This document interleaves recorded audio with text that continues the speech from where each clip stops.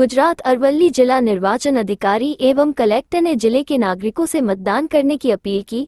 आइए जाने क्या अपील की। अरावली जिला संवाददाता कादर दिमरी की लाइव रिपोर्ट। નમસ્કાર। જે આપ બધાને વિદિત છે કે 7 મઈ 2024ના રોજ ગુજરાતમાં લોકસભાની ચૂંટણી છે, મતદાન યોજવામાં આવી રહ્યું છે। સૌથી પહેલાં હું જિલ્લા ચૂંટણી અધિકારી અને કલેક્ટર અરવલ્લી આ બધાથી અપીલ કરું છું કે મોટી સંખ્યામાં આવીને લોકશાહીના આ પર્વમાં આપને મતાધિકારનો પ્રયોગ કરો। અમુક સૂચનાઓ જે અમે આપને આ મારફત આપવામાં માંગીએ છીએ કે આપણે બધા જાણીએ છીએ કે ખૂબ અત્યારે ઉનાળા છે અને હીટ વેવની પણ આગાહી છે।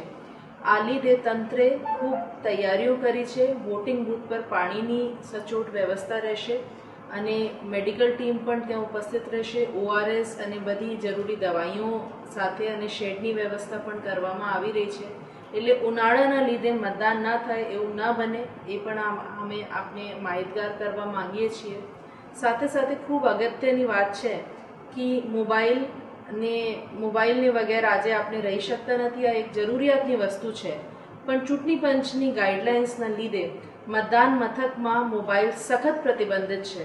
એ ખાસ ધ્યાન આપવામાં આવે કે એના કારણે આપને આવીને ત્યાં હાલાકી નહીં પડે કે કોઈ ઘર્ષણ ના થાય, કેમ કે ચૂંટણી પંચની સૂચના મુજબ ત્યાં મોબાઈલ એલાઉડ નથી। એના સિવાય અમુક વખત એવું બને છે કે ચૂંટણી કાર્ડ નહીં થતા, કોઈને પાસે ચૂંટણી કાર્ડ નથી એટલા માટે લોકો વોટ નહીં કરી શકતા।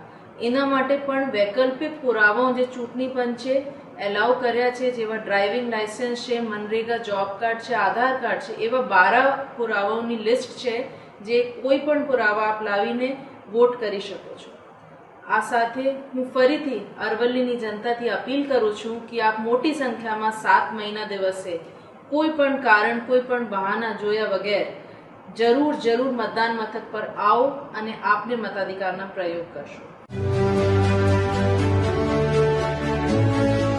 अधिवक्ताओं व समाजसेवियों के हित में कार्यरत राष्ट्रीय संगठन नेशनल मीडिया प्रेस क्लब में सदस्यता पाने हेतु 9450122592 पर संपर्क करें व सदस्य बनकर हर पीड़ित की आवाज बने।